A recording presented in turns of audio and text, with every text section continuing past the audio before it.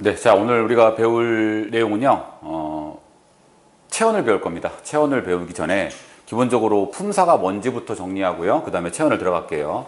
자, 일단 그 품사의 뜻을 보면은 문법적 성질을 기능과 형태, 의미에 따라서 갈래를 지어 놓은 거다라고 얘기할 수 있는 건데, 간단하게 얘기하면 품사는 이래요. 국어사전에 있는 모든 단어들을 어떤 기준에 의해서 분류해 놓은 걸 얘기하는 거죠. 근데 분류라고 하면은 기본적으로 우리 분류하고 분석의 차이점 잠깐 정리할까요?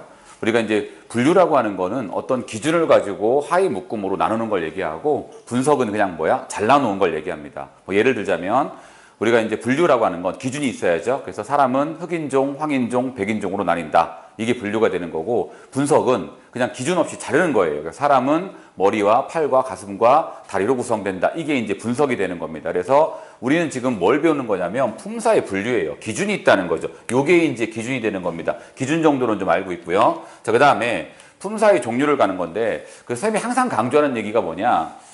그 문법을 배울 때는 반드시 뭐가 있어야 된다? 또 한 번 강조하는데요. 체계와 예시를 반드시 우리가 알고 있어야 된다라는 건데, 이게 품사의 체계예요. 그러니까 요거는 뭐 어떻게 방법이 없어요. 우리가 그냥 암기를 해야 되는 내용이고요. 자, 그럼 봅시다. 아까 기준이 있다 그랬죠. 그죠? 그 기준은 형태에 따라서, 기능에 따라서, 의미에 따라서 이렇게 우리가 분류를 하는 겁니다. 자, 그럼 첫 번째, 형태에 따라서는요, 불변어, 변하지 않는다. 그 다음에 가변어, 변한다라는 얘기가 되겠죠. 그 다음에 기능은, 자, 체언, 중심적인 역할을 한다. 몸체자입니다. 그 다음에 수식언, 꾸며준다. 독립언, 독립적인 말이라는 거고요. 관계한, 다른 것과 관계되는 말인 거고요. 용어는 우리가 활용을 한다라는 거죠. 활용을 하는 말. 즉, 그래서 이 두 가지를 종합해보면은, 자, 형태가 안 변하는 거, 체언, 수식언, 독립언, 관계언이 있고요. 그 다음에 가변에는 용언이 있는데, 자, 그런데 여기서 이제 좀 칸이 좀 이상하게 나왔는데요. 관계언에서는 요게 서술격조사 이다가 뭐예요? 이게 활용을 합니다. 그래서 이다, 이고, 이니, 이어서 이렇게 해서 가변에 들어간다라는 거 좀 조심을 해주고,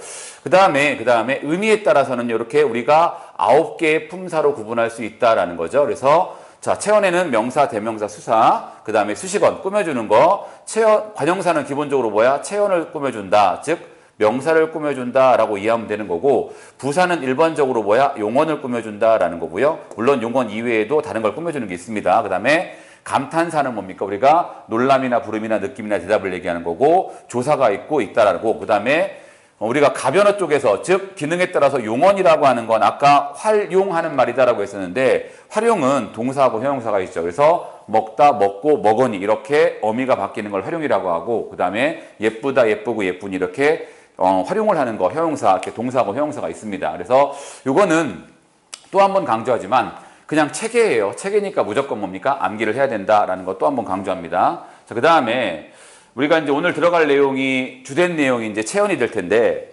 체언에 대해서 한번 해볼게요. 체언. 자, 아까도 얘기했듯이 체언이라고 하는 거는 기본적으로 세 가지가 있다. 일단은 명사와 대명사와 수사가 있다라는 거죠. 우리가 일반적으로 명사라고 하는 건 사물의 이름을 얘기하는 거고요. 명사를 대신한다라는 거죠. 그래서 있고, 수사, 수를 나타내는 말이 있습니다. 몇 가지 특징을 한번 볼게요. 자, 체언은 문장에서 주어, 목적어, 보어 등으로 쓰인다라고 나왔는데, 자, 사실 체언은요, 특히 명사는 모든 문장 성분이 가능합니다. 예를 들어서 여기는 주어하고 목적어하고 보어가 나와 있지만, 부사어 같은 경우, 나는 집에 갔다 할 때 집에가 뭐예요? 집이 명사인데 그게 부사어가 됩니다. 그리고 이것은 책이다라고 한다면 책이 명사인데 서술어가 된다는 거죠. 그래서 원칙적으로 모든 문장 성분이 될 수 있다라는 거고, 그 다음에 조사와 결합한다라고 나오는데 이거는 꽤 중요합니다. 나중에 우리가 뭘 배울 거냐면 품사의 통용이란 걸 배울 건데, 품사의 통용을 할 때 이게 명사야 혹은 이게 부사야를 구분할 때 굉장히 중요하게 사용되는 게, 자, 체언 뒤에는 뭐가 올 수 있다? 특히 조사 중에서 격조사가 올 수 있다라는 기준이 되게 중요하게 작용을 할 겁니다. 그러니까는 우리가 조사가 결합한다라는 거고요. 그 다음에 일반적으로 형태가 변화가 없다라는 거고요. 그 다음에 관용어의 수칙을 받는다. 그 다음에 복수형을 취할 수 있다라는 거는 우리가 좀 더 내용을 진행해 가면서 구체적으로 설명이 들어갈 겁니다. 자, 그러면 첫 번째 명사 볼게요. 명사. 자, 우리가 명사를 얘기하는 건데, 명사는 복잡하고 어려운 개념은 아닙니다. 그냥 이름을 나타내는 말이죠. 그래서 구체적인 대상의 이름이다라고 해서 보통 명사와 고유 명사를 나눌 수 있는 거고, 보통 명사는 예를 들어서 사과, 하늘, 책 이런 것도 있고요. 나무, 특히 우리가 무슨 뭐 장미라고 했을 때 이게 이름인데 고유한 장미만을 얘기하는 거냐라고 하는 건데 이건 하나가 아니에요. 여러 개가 있으니까 보통 명사의 범주에 들어간다는 거고요. 이렇게 고유명사 보통 뭡니까? 특정한 하나의 개체를 다른 개체와 구별하기 위해서 붙인 이름이다 해서 이순신, 뭐 철수 이런 게 있습니다. 그죠? 우리가 보통 명사와 구별명사를 구분할 때 보통 명사 다음에는 우리가 복수를 나타내는 말들이 붙을 수가 있는 거고 여기에는 복수를 나타내는 말들이 붙을 수가 없죠. 물론 뭐 이런 건 가능해요. 우리가 뭐 인터넷 동호회에서 전국에 있는 이순신들의 모임 이건 가능할 수 있죠. 하지만 여기서 특정인을 지칭하는 건 고유명사다라는 거고 그 다음에 자립성의 유무에 따라서 이렇게 자립명사와 의존명사를 구분할 수 있는 건데 자립명사는 홀로 자립적으로 쓰일 수 있는 거, 의존명사는 앞에 관형어가 있어야 되는 거다라고 하는 건데 특히 이제 의존명사가 중요합니다. 그리고 이건 뒤에서 또 한 번 강조하겠지만 관형어라고 하는 건 우리가 관형사형 어미가 있는 걸 얘기한다라고 생각하면 되는 거고요. 관형사형 어미는 니은이나 은, 그 다음에 리을이나 을, 던. 자, 우리 사실 던이라고 하는 건 이거를 관형사형 어미로 봐야 되느냐 아니어야 되는 거는 뒤에 가서 일단 얘기하고요. 여기서는 그냥 관형사형 어미를 통칭해서 이렇게 우리가 정리하면 됩니다. 요거 뒤에 오는 걸 얘기하는 거죠. 자, 그런데 의존명사가 워낙 중요한 품사라서 이걸 이렇게만 정리를 하면 안 되고 자, 여기 보면은요. 의존명사의 종류를 조금 간단하게 알렸습니다. 이거보다 더 복잡하지만 그냥 우리가 필요한 정도만 좀 공부를 한다면 자, 의존명사는 형식성 의존명사가 있고 단위성 의존명사가 있다. 좀 이렇게 용어에서 느껴지는데 형식적인 거고요. 얘는 뭐야? 단위를 나타내는 말이다. 그래서 얘를 우리가 얘기하면 수, 예를 들어서 나는 집에 갈 수 있다. 수, 그 다음에 뭐 채, 그 다음에 뭐 뿐, 뭐 우리가 뿐 이런 것들이 있고요. 그 다음에 단위성 의존명사는 단위를 나타내는 말이죠. 나무 한 그루 할 때 그루, 그 다음에 뭐 강아지 한 마리 할 때 마리, 그 다음에 연필 한 다스 할 때 다스 이런 것들이 우리가 단위를 나타내는 말이 되겠죠. 뭐 예를 들어서 나이가 12살이다라고 했을 때 이 살도 우리가 뭐예요? 단위성 의존명사가 되는 거고 자, 그 다음에 다음은 자, 문제가 되는 건 의존명사와 조사를 구분하는 겁니다. 이게 이제 우리가 품사의 통용에서 많이 나오는 거고요. 내신에서도 정말 많이 나오는 개념이니까 이건 따로 한번 필기를 해볼게요. 의존명사와 조사. 일단 필기를 좀 하고 그 다음에 얘를 다시 와서 설명을 해볼게요. 자, 지금 의존명사와 조사라고 하는 건 자, 우리가 많이 나오는 것만 우리가 좀 기억하면 될 것 같아요. 뭐냐면은 뿐, 만, 만큼, 자, 대로 요 네 가지가 있는데 요 네 가지는요 두 가지로 쓰인다는 얘기죠. 일단 뭐로 쓰이냐면은 얘가 조사, 뭐 보조 정확하게 얘기하면 보조사인데 조사로 쓰이고 또 하나는 뭐야? 의존명사로 쓰인다라는 건데 그럼 이거 뭐가 문제가 되느냐? 조사는 어떻게 돼야 돼요? 당연히 철수 가할 때 가를 붙여 쓰잖아요. 그죠? 그러면 뭐야? 붙여 써야 되는 거고 의존명사는 집에 갈 수 있다 할 때 수처럼 띄어 써야 됩니다. 자, 그러면 일단 인쇄된 활자에서는 되게 좀 쉬워요. 뭐냐? 붙여 쓰면은 조사, 띄어 있으면 의존명사가 되는 건데 문제는 내신에서 그렇게 시험이 안 나오죠. 그냥 조사인데도 다 띄어 쓰거나 의존명사도 다 붙여 쓰거나 즉 조사하고 의존명사를 내가 구분하고 판단할 수 있어야 됩니다. 그래야지 우리가 문제를 맞추는데 자, 일반적으로 조세 앞에는 우리가 뭐가 온다? 체언, 즉 명사가 온다라는 거죠. 그 다음에 의존명사 앞에는 뭐야? 관형어가 온다라는 거예요. 그죠? 또 한 번 얘기합니다. 여기서 관형어라고 얘기할 때는 관형사형 어미라는 걸 좀 기억해야 되는데 자, 니은 같은 게 있어요. 니은. 그 다음에 은 같은 게 있죠. 예를 들어서 예쁜 할 때 예쁜이 바로 뭐야? 니은에서 예쁘다 해서 니은이 붙으니까 그게 관형사형 어미가 되는 거고 그 다음에 리을, 을, 던 이렇게 우리가 관형사형 어미가 있다. 그래서 요거 뒤에 오는 뿐, 만, 만큼, 대로는 의존명사다라는 거죠. 자, 그러면 예문을 한번 볼게요. 자, 일단 좀 필기를 좀 하고요. 필기할 시간이 좀 필요할 거니까 필기를 좀 하고 뭐 다시 한번 얘기하는 건데 요 관형사형 어미는 우리가 뒤에 용언 가서 이제 조금 더 어미를 공부할 때 자세하게 할 건데 뭐 방법이 없습니다. 일단은 암기를 하고 그 다음에 우리가 다른 문제들을 좀 이해해야 되는 거니까 일단 요거를 필기를 하고 자, 그 다음에 다음은 한번 예를 한번 보겠습니다. 자, 일단 우리가 필기한 내용을 다시 한번 보면은요. 여기서 자, 뿐, 만, 만큼, 대로 네 가지 정도는 우리가 좀 기억을 해주자라고 했었고, 그죠? 앞에 체언, 즉 명사가 오면 조사다, 붙였어야 된다. 그 다음에 관형사형 어미가 오면 의존명사가 띄었어야 된다라는 내용이 있는 건데, 자 봅시다. 아는 대로 답해라 라고 했을 때 여기서 이건 뭐예요? 알다에 뭐야? 는이라는 관형사형 어미가 온 거고, 그래서 얘가 관형어처럼 쓰여서 얘를 꾸며주고 있죠. 그럼 얘가 뭐야? 의존명사가 되는 거고, 너는 너대로 일을 할 때 너가 뭐야? 대명사죠. 그죠? 그럼 얘는 뭐야? 조사가 된다라는 거죠. 붙였습니다. 그 다음에 하나만 더 볼게요. 먹을 만큼만 집어라 할 때 먹다의 을이라는 관형사형 어미가 가서 얘가 얘를 꾸며줍니다. 뭐야? 의존명사 띄어쓴다라는 거고요. 너만큼 잘할 수 있다 할 때 너가 뭐야? 대명사니까 이만큼은 조사다. 붙여 쓴다라는 겁니다. 그래서 요 네 가지는 워낙 시험 문제 많이 나오는 거니까 좀 정리를 해주고요. 자, 그런 다음에 우리가 이제 명사가 끝났습니다. 명사가 다시 한번 얘기하지만 명사는 사물의 이름을 가리킨다 정도만 알고 있으면 되는 거고요. 어쨌든 시험 문제 나오는 건 주로 보다 의존명사다라는 거 그거 좀 생각하고요. 자, 그 다음에 만약에 우리가 체언에서 문제가 나온다면은 대명사가 나올 가능성이 되게 높고, 대명사 중에서도 지금 좀 이따 배우게 될 인칭대명사가 워낙 중요합니다. 인칭대명사는 사랑을 칭하는 대명사죠. 자, 봅시다. 대명사. 명사를 대신하여 대상을 가리키는 말로 사용된다. 대신하는 말이다 라고 이해하면 되는 거고요. 지시대명사하고 인칭대명사가 크게 있다라는 거죠. 지시대명사는 다시 뭐야? 사물을 대신하는 거, 그 다음에 장소를 대신하는 게 있다라는 거고, 인칭대명사는 1인칭, 2인칭, 3인칭이 있습니다. 자, 그런데 여기서도 또 우리가 먼저 인칭대명사 들어가기 전에 하나 내용을 좀 정리하고 들어가야 될 것 같은데요. 봅시다. 대명사와 관형사, 뭐 정확하게 얘기하면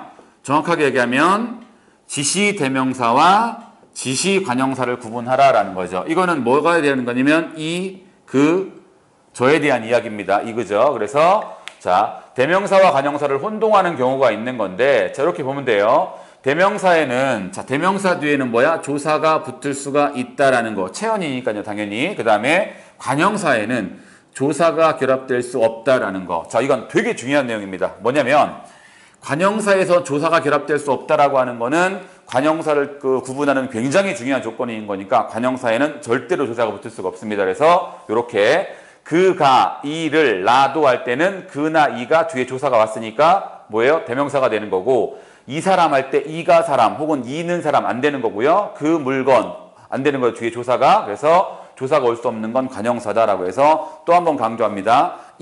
저는 지시대명사와 지시관형사가 있다. 조사의 의무로 판단할 수 있다. 이렇게 우리가 정리를 하면 됩니다. 자, 다시 우리 이제 앞쪽 교재를 가서 인칭대명사를 배우게 되는 건데요. 인칭대명사. 자, 우리가 뭐 여담인데 인칭대명사냐? 인칭은 사람을 칭하는 거니까 보통 우리가 문학작품을 배울 때 사물에게 그라는 명칭 혹은 너라는 명칭을 썼으면 이걸 우리가 의인법이라고 하잖아요. 그죠? 그래서 인칭, 사람을 칭한다라는 거고, 인칭은 1인칭, 2인칭, 3인칭이 있습니다. 뭐 예를 들어서 선생님 4인칭 없나요? 그런 거 없어요. 4인칭이 아니라 나, 너, 그, 왜 이렇게 해서 이렇게 하면 되는데, 자, 우리가 좀 간단하게 정리하면요. 1인칭은 그냥 뭐다? 화자다 라고 정리를 하고, 2인칭은 뭐야? 청자다 라고 정리를 하고, 3인칭은 뭐야? 제3자다 이렇게 생각하면 좀 쉬워요. 그러니까는 이야기하는 사람이 1인칭인 거고요. 그 다음에 그러니까 1인칭 대명사는 뭐예요? 이야기하는 사람을 대신한다. 그리고 청자는 2인칭이다. 그럼 2인칭 대명사는 듣는 사람을 대신한다. 그럼 3인칭은 뭐야? 제3자니까 3인칭 대명사는 제3자를 대신하는 말이다. 우리가 이렇게 정리하면 됩니다. 그래서 인칭 대명사가 있는데 뭐 시험에 많이 나오는 것들이 있어요. 예를 들어서 우리라든가 복잡하게 쓰이니까 특히 당신 이런 것들은 우리가 중요하고요. 그 다음에 여기서 뭐